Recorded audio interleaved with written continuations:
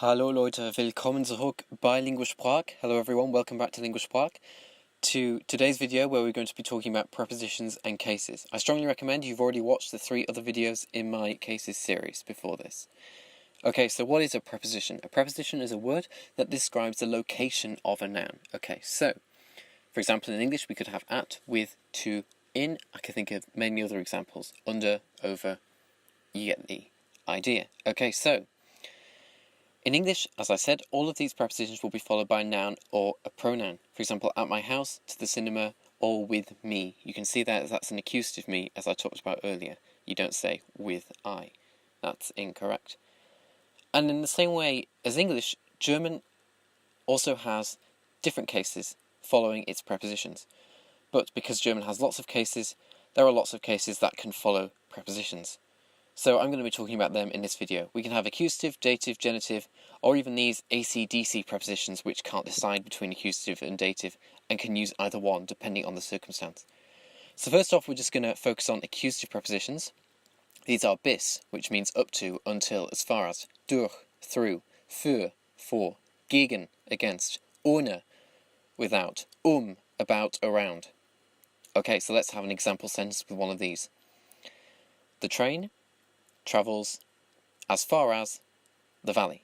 So the word for valley in German is das Tal, or Tal if you're in Switzerland, and that is a neuter noun.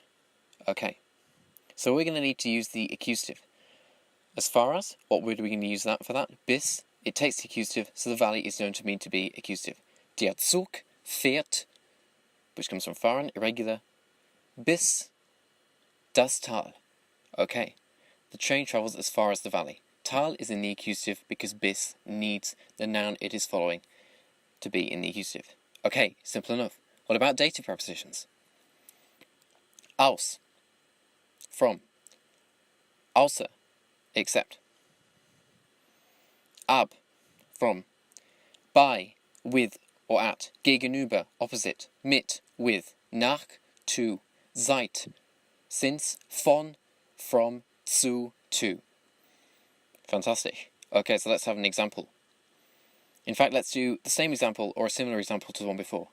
So let's do the train travels to the valley.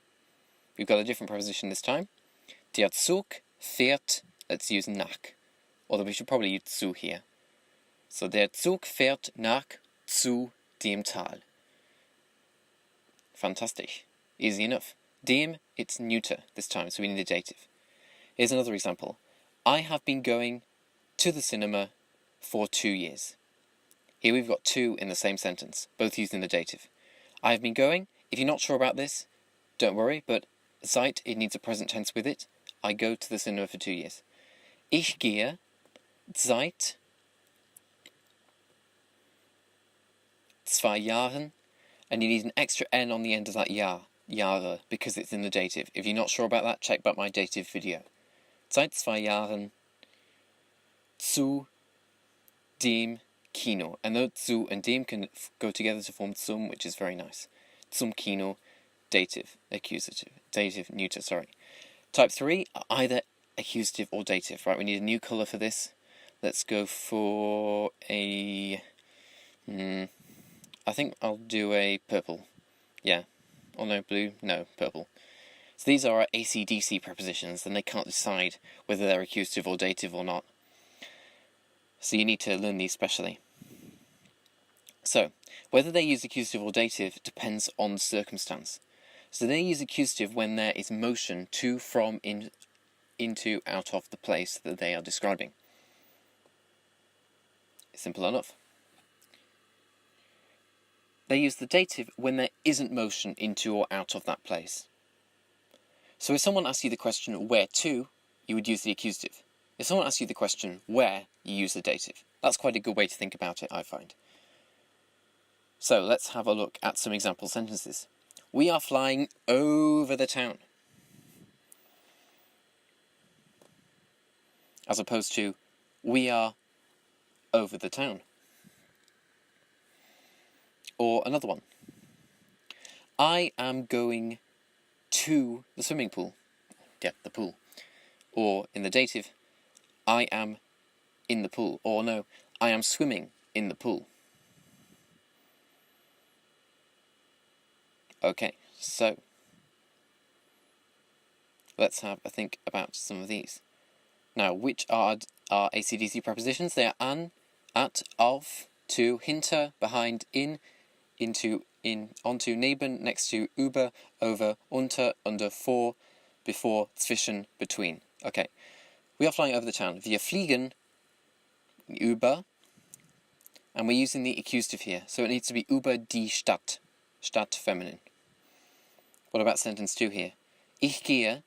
We're going to use the preposition in here, because in, it can either mean to or into, in which case obviously you'd use the accusative because there's motion, or it can mean in which case you use a dative.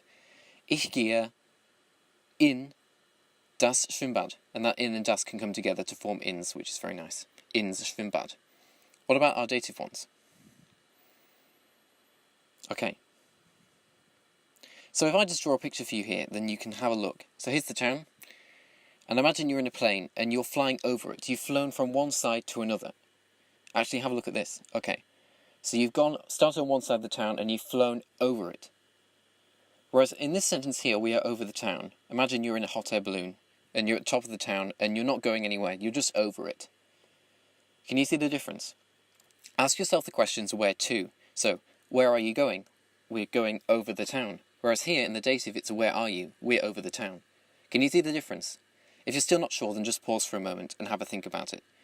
So in the dative, you would say, wir sind über der Stadt. Stadt, feminine, dative, der Stadt. Or in this one here, I'm swimming in the pool. Now, you can see here, you think about it, there is motion, you're swimming, but you're inside the pool. You're not going into or out of the pool. You're swimming, you're staying within the pool. Ich schwimme in dem Schwimmbad. Do you see what I mean? And that im and dem can come together to form im, which is very nice. So the last thing we need to think about, if you've got the hang of that, is our genitive prepositions. These aren't as common, but these are anstatt, instead, statt, which also means instead, außerhalb, which means outside of, innerhalb, the opposite, which means inside of, trotz, despite, während, during, and wegen, because of. So let's have some example sentences. Because of the rain, the train was delayed by 1 hour. Fantastic. Okay. So because of, we're going to use wegen. And the word for rain, it's a masculine word, which means the rain. Yes, wegen, Regen, sorry, masculine. Wegen des Regens. You need that extra S on the end. If you're not sure why, check out my genitive video. Wegen des Regens hatte der Zug, nominative, and then into the accusative, eine Stunde Verspätung. The train had 1 hour delay. That's how you would say that in German. Wegen des Regens hatte der Zug eine Stunde Verspätung. And then the second sentence, despite the delay, I arrived on time. Don't worry about these tenses, these past tenses, if you haven't learned them yet. Verspätung is a feminine word, so we need der. Trotz der Verspätung bin ich pünktlich angekommen. Fantastic. Can you see that? Use of the genitive there after wegen and trotz. So if you've got that, then that is absolutely ausgezeichnet. Very well done.